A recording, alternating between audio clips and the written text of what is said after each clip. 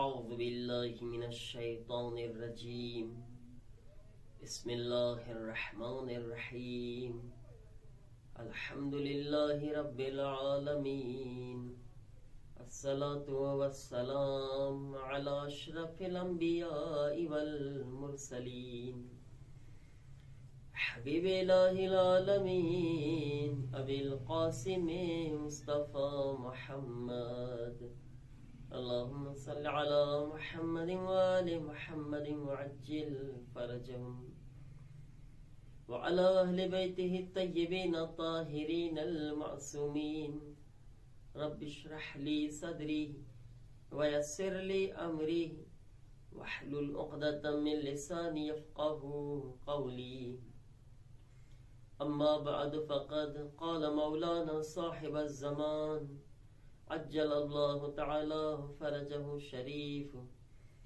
اللهم إني أفتتح الثناء بحمدك وأنت مسدد للثواب بمنك وأيقنت أنك أنت أرحم الراحمين في موضع العفو والرحمة وأشد المعاقبين في موضع النكال والنقمة. अज़ीज़ान मोहतरम इमाम ज़माना जल्लल्लाहु ताला ફરજહુ શરીફની તાલીમ ફરમાવેલી દુઆના બારામાં આપણે ગુફ્તગુ કરી રહ્યા છીએ. આ દુઆના ચોથા જુમલા પર ગુફ્તગુ કરી આપણે કે પરવરદિગાર અઝાબ દેવાના મોકા ઉપર દર્દનાક અઝાબ દેવા વાળો છે, શદીદ અઝાબ દેવા વાળો છે.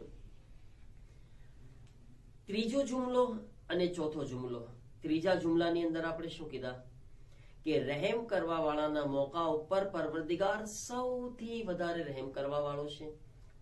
અને ચોથા જુમલામાં કીધા અઝાબ દેવાના મોકા ઉપર સૌથી દર્દનાક અઝાબ દેવા વાળો છે. હવે આ બે જુમલાને સાથે મળીને આપણે એક વાત કરીએ, શું એ પોસિબલ છે કે પરવરદિગારે આલમના શદીદ અઝાબને આપણે રહેમત સુધી પહોંચાડી શકે? યાને ઈ મરહલો, ઈ મંઝિલ આવી ગઈ હોય કે અલ્લાહના શદીદ અઝાબને આપણે લાયક બની જઈએ ગુનાહોના કારણે, ઈ દર્દનાક અઝાબના હકદાર બની જઈએ.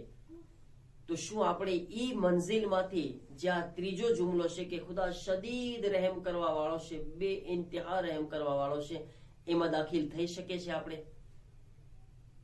અગર કુરાનને ઉઠાવીને જોઈએ, કુરાનની તફસીરને આપણે જોઈએ તો એનો જવાબ છે હા.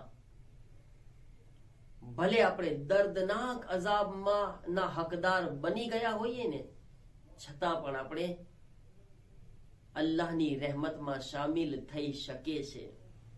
અને આ ખુદાનો બહુ મોટો કરમ છે, બહુ મોટો લુત્ફ છે આપણા ઉપર, કારણ કે આપણો ખુદા મહેરબાન છે. કુરાન મજીદમાં બે સૂરાની તફસીરમાં, સૂરે હમ્દની તફસીરમાં અને સૂરે યુનુસની તફસીરમાં આ જોવા મળે છે. બે સૂરાની તફસીરમાંનો જવાબ આપણને મળી જાય છે.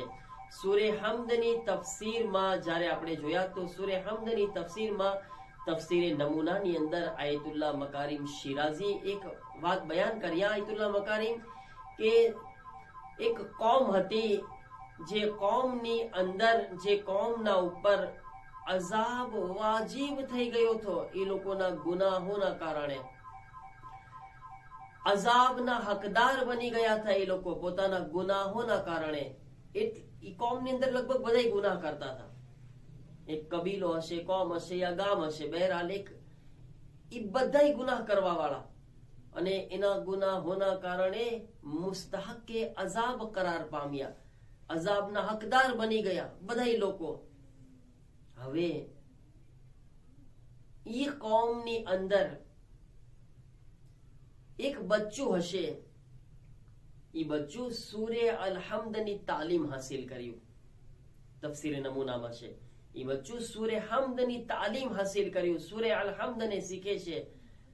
અહીંયા આગળ ખુદાવંદે આલમ એ કોમના ગુનાહોના કારણે અઝાબ નાઝિલ કરવાનો હતો, બધા ગુનાહ કરતા હતા બહુ.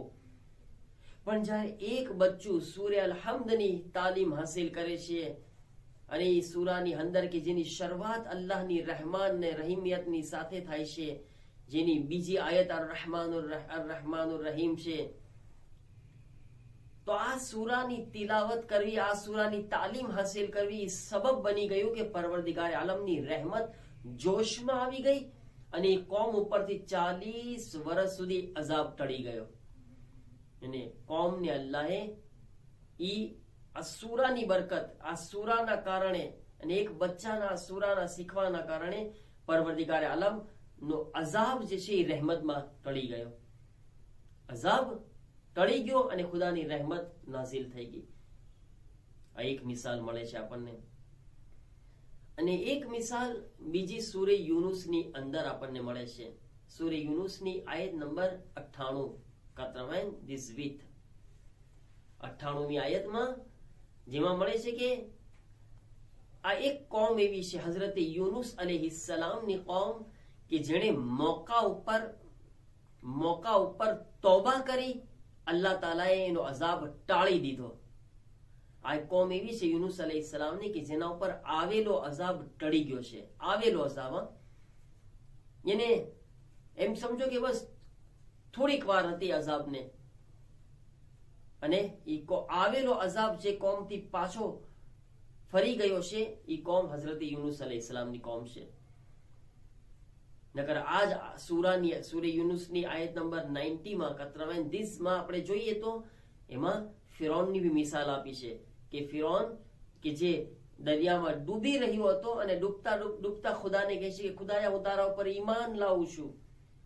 તો કહેવામાં આવ્યું કે જ્યારે મોત સામે આવી જાય તો ઈમાન લાવવું ફાયદો નથી પહોંચાડતી, કારણ કે ફિરૌન ઉપર અઝાબ નાઝિલ થઈ ચૂક્યો હતો અલ્લાહનો, અને ડૂબી રહ્યો હતો, અઝાબમાં મુબ્તલા હતો.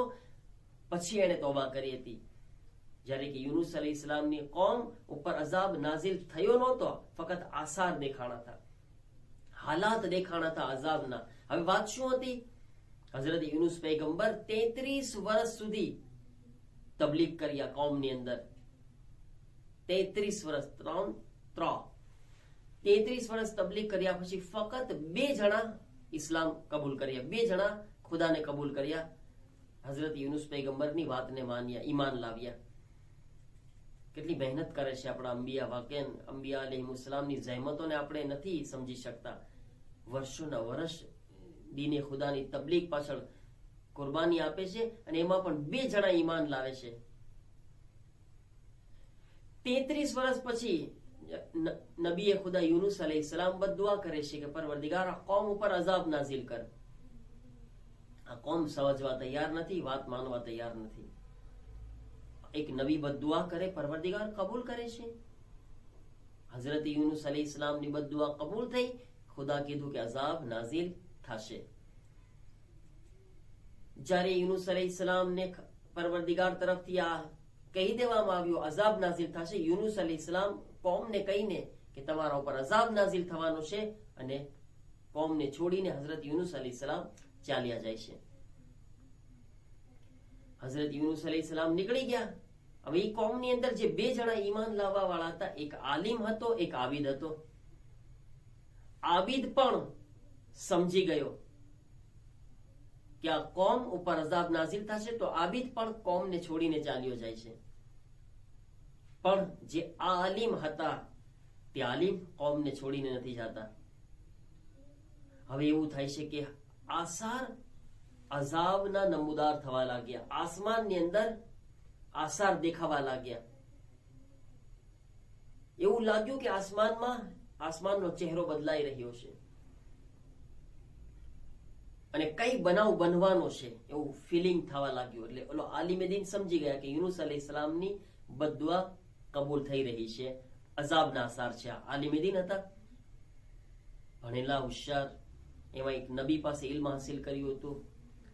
એટલે ફોરન કોમ પાસે જાય છે, યુનુસ પૈગંબરની કોમ પાસે, બધાને ભેગા કરે છે કે એ કોમ વાળા સમજી જાજો, એક નબી બદદુઆ કરીને ગયા છે, આસમાનમાં આસાર દેખાઈ રહ્યા છે. આ જો તમે અઝાબના આસાર છે, સમજી લેજો.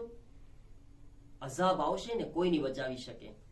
એક વખત અઝાબ આવી ગયો ને પછી તમારી હાલત બદતર થઈ જશે. તમે ખુદાના અઝાબમાં, ખુદાના અઝાબથી કોઈ નહીં બચાવી શકે. કોમ વાળાને સમજણ આવી, આલિમની વાત મગજમાં ઉતરી અને અઝાબના આસાર જોયા એટલે વધારે ડરી ગયા અને સમજી ગયા કે ખરેખર આમની વાત સાચી છે. અમે શું કરે? આલિમી દીનને પૂછે છે, કહે છે કે તોબા કરો, આવો જલ્દી. બધાય એક બુલંદી ઉપર જાય છે અને બધાએ આહોઝારી કરે છે, ખુદાની બારગામાં રોઈ રોઈને દુઆ કરે છે, પરવરદિગાર અમને માફ કરી દે, અમે તારા નબીની વાત ના માન્યા, અમે તારા ઉપર ઈમાન લાવે છે, તારા નબીની વાતને અમે કબૂલ કરે છે. અહીંયા આગળ કુરાન કહે છે કે આ એક કોમ છે કે જે મોકા ઉપર તોબા કરી અલ્લાહ તાલા એ કોમથી અઝાબને ટાળી દીધો.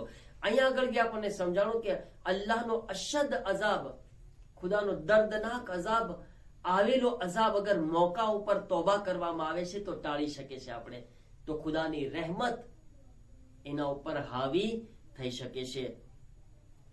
અઝીઝાને મોહતરમ, તો પરવરદિગાર આલમની રહેમત બહુ વધારે છે. ભલે ખુદા દર્દનાક અઝાબ કરવા વાળો છે, પણ આ પરવરદિગારથી રહેમતની ઉમ્મીદ રાખીને માહ મુબારક રમઝાન છે, બહેતરીન ફુરસત અને મોકો છે તોબા કરવા માટે.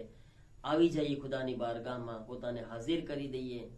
ખુદાએ અમે હાજર છીએ, તોબા કરી રહ્યા છીએ, ગુનેહગાર છીએ, તારા અઝાબને ખમવાની અમારામાં તાકાત નથી, અમને કબૂલ કરી લે. પરવરદિગારા, આ મહિનામાં શબે કદ્ર નજદીક છે. પરવરદિગારા, અમને શબે કદ્રના આવવા પહેલા ગુનાહોથી પાક ફરમાવો.